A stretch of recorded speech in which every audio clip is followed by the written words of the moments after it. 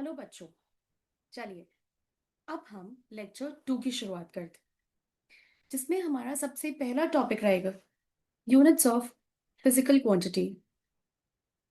देखो यार, अलग अलग कंट्रीज में ना क्या होता है कि सेम चीज को नापने के लिए बहुत ही अलग अलग तरीके की यूनिट्स मौजूद है। जैसे फॉर एग्जाम्पल अपने यहाँ पे भी अगर आपने नोटिस किया होगा तो जमीन को बेचने के लिए कुछ लोग बीघा का यूज करते हैं, कुछ किला का करते हैं, कुछ गज बोलते हैं। अब इतनी यूनिट्स तो अपने इंडिया में ही है। अब सोचो कि अगर मैं इसको यूएस में बेचने चाहूँ तो वहां पे वो हेक्टेयर्स का यूज करते हैं, यूरोप में यार्ड्स का यूज करते हैं। तो फिर ऐसी सिचुएशन में अलग अलग लोग अगर अलग अलग यूनिट्स का यूज करने बैठ जाएंगे तो फिर हमारे लिए बहुत मुसीबत आ जाएगी, हम किसी एक स्टैंडर्ड यूनिट पे पहुंच नहीं पाएंगे। ठीक है, तो इसीलिए हमें इतने सारे यूनिट्स की जरूरत पड़ी थी और एक हमने एक स्टैंडर्ड यूनिट का सिस्टम बनाया। ठीक है, जैसे ध्यान से देखिए, यहाँ पे सबसे पहले जो मैंने बात की है वो करिए एफपीएस या फिर ब्रिटिश इंजीनियरिंग सिस्टम की। ठीक है, इसमें हम मास किस में नापते हैं? मास किस में नापते हैं हम इसमें? पाउंड्स में। ठीक है, हम इसमें लेंथ किस में नाप रहे हैं? फुट्स में। टाइम किस में नाप रहे हैं? सेकंड में। अभी आपने ये पाउंड सुना भी होगा, जब आप केक खरीदना चाहते हो तो आज भी पाउंड्स में केक बिकता है, राइट? तो ये ब्रिटिश सिस्टम है। उसके बाद हमारा आया सीजीएस सिस्टम, या जैसे हम गॉसियन सिस्टम भी बोलते हैं।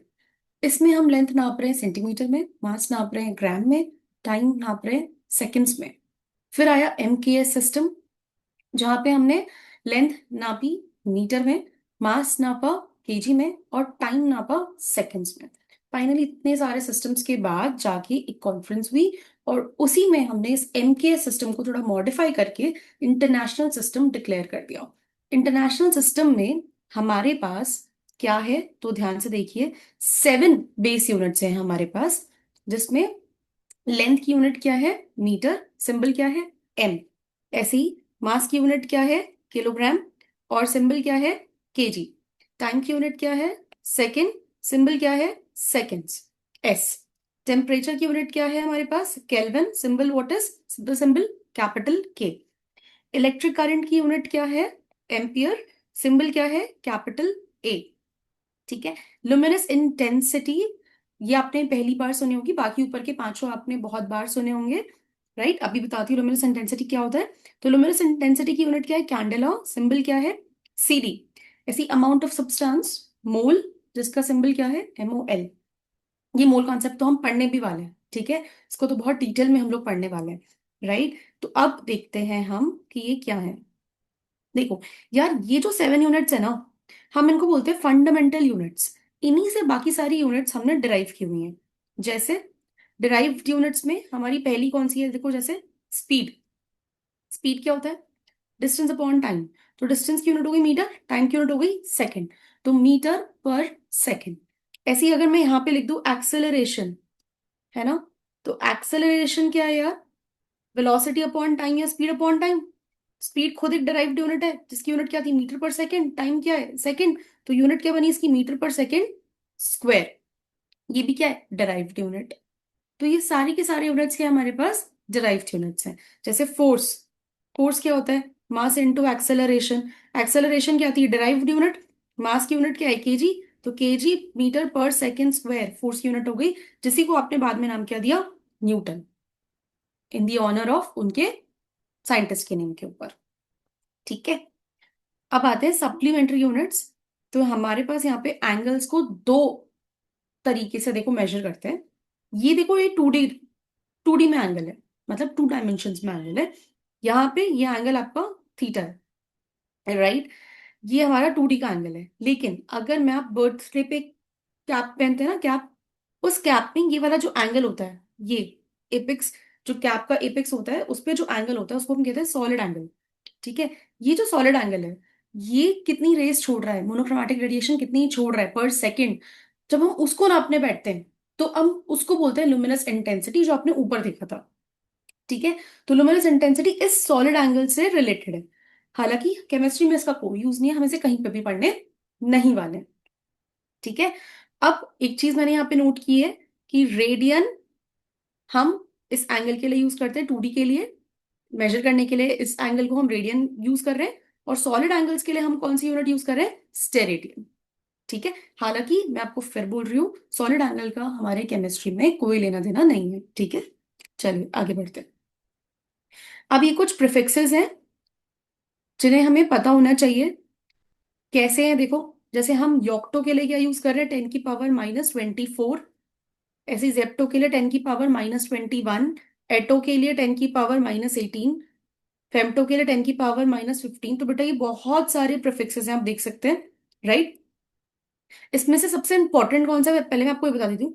देखो ये पीको से लेके आपके टेरा तक, ये तो एटलीस्ट आपको याद होने चाहिए, क्योंकि ये बहुत काम आने वाले हैं हमारी कैलकुलेशंस में। तो ये वाले आपको याद होने चाहिए। ठीक है। अब इनको यूज कैसे करते हैं? तो देखो इनको यूज कैसे करते हैं। अब जैसे 1 सेंटीमीटर है, ठीक है, तो आप इसका मीटर यहां लिखो। ये रहा आपका मीटर।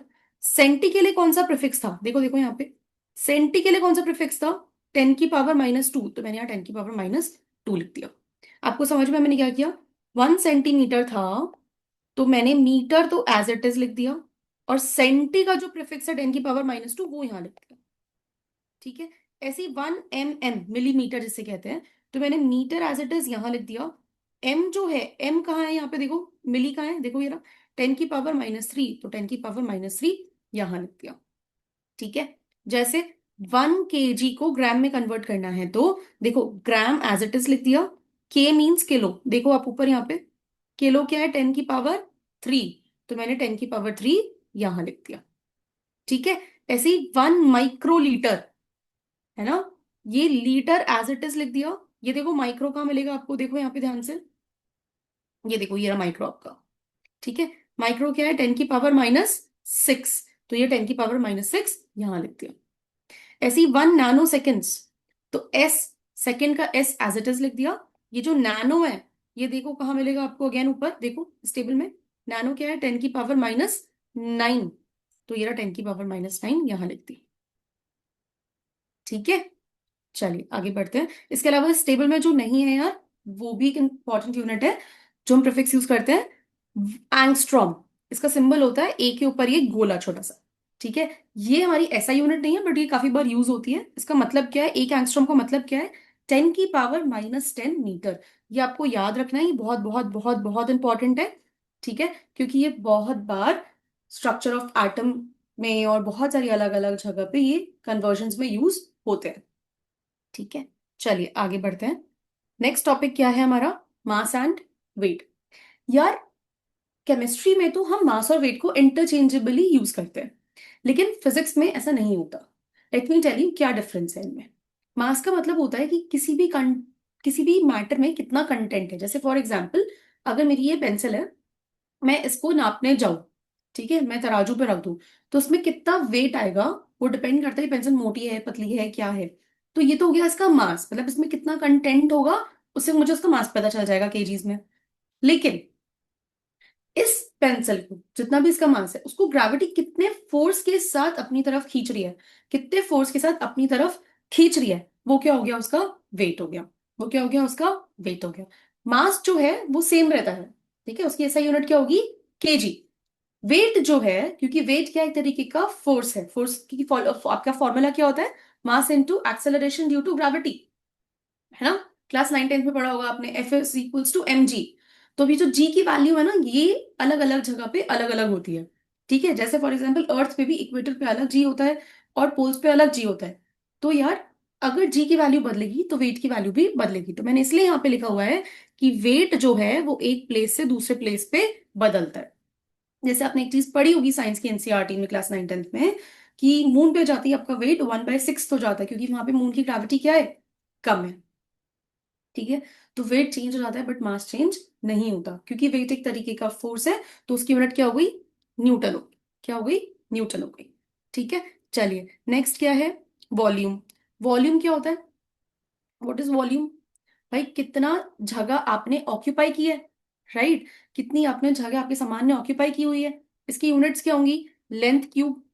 अब ये लेंथ सेंटीमीटर में भी हो सकती है, डेसीमीटर में भी हो सकती है, मीटर में भी हो सकती है। तो यहाँ पे कुछ कन्वर्जन फैक्टर्स हैं यार जो आपको याद रखने हैं, ये बहुत काम आने वाले हैं आगे। क्या है ये कन्वर्जन फैक्टर्स? ध्यान से देखिए। 1 मीटर क्यूब 1000 लीटर है। 1 डेसीमीटर क्यूब को 1 लीटर भी बोलते हैं। 1000 सेंटीमीटर क्यूब को 1 लीटर बोलते हैं। और 1 सेंटीमीटर क्यूब 1 ml के बराबर होता है। ये आपको कन्वर्जन फैक्टर्स बाय हार्ट करने हैं। हालांकि ये एक दूसरे से डिराइव भी हो जाते हैं, बट आप अगर इन्हें याद रखेंगे तो क्वेश्चंस में आपके लिए बहुत आसानी होने वाली है। नेक्स्ट क्या है यार? टेम्परेचर। ठीक है। अब ये टेम्परेचर क्या होता है? टेम्परेचर का मतलब है कि जो भी ऑब्जेक्ट है वो कितना गर्म या कितना ठंडा है। ठीक है। इसकी एसआई यूनिट क्या है? केल्विन। लेकिन इसको नापने की 3 स्केल्स हैं, एक डिग्री फ़ारेनहाइट, एक डिग्री सेल्सियस और एक केल्विन। ठीक है। ये इनके कन्वर्जन सिस्टम्स हैं जिनको यूज करके हम एक टेम्परेचर को दूसरे टेम्परेचर में कन्वर्ट आसानी से कर सकते हैं। यहाँ पे ये जो 273.15 है, इसको हम 273 भी ले सकते हैं, उसमें कोई दिक्कत नहीं है। ठीक है। आगे बढ़ते हैं। प्रेशर। तो प्रेशर क्या होता है यार? प्रेशर आपने पढ़ा भी होगा, फोर्स अपॉन एरिया, है ना? आपने पढ़ा है ये। अब प्रेशर की जो कन्वर्जन फैक्टर्स हैं वो आपकी स्क्रीन पर देख रखे हैं। आप देखो, ये सारे जो आपके कन्वर्जन है ना, ये आपको याद रखना है। ये बहुत इंपॉर्टेंट होते हैं। आने वाले टाइम में जब हम क्वेश्चंस डिस्कस करेंगे तो उनमें हम ये बहुत बार यूज करने वाले हैं, बहुत फ्रीक्वेंटली यूज करने वाले हैं। ठीक है। क्या क्या है ध्यान से देखो। 1 ATM को 76 सेंटीमीटर एच जी भी बोला है, 760 mm एच जी भी बोला है। इसके अलावा 760 टॉर भी बोला है, विच मीन्स कि एक टॉर 1 mm एच जी के बराबर है। इसके अलावा 1 ATM को 1.01325 × 10⁻⁶ डाइन पर सेंटीमीटर स्क्वायर बोला है। 1.01325 × 10⁻⁵ पास्कल्स है। या ये भी बोल सकते हैं 1.01325 बार है, विच क्लियरली मीन्स कि एक बार 10⁵ पास्कल्स के बराबर होता है या 75 सेंटीमीटर एच जी के बराबर होता है। आई होप आपको ये बात समझ में आई। ये जो कन्वर्जन है आज आपको ये समझ में आए होंगे। चलिए हम अगली क्लास में आगे और डिस्कस करेंगे इस चैप्टर। थैंक यू बच्चों।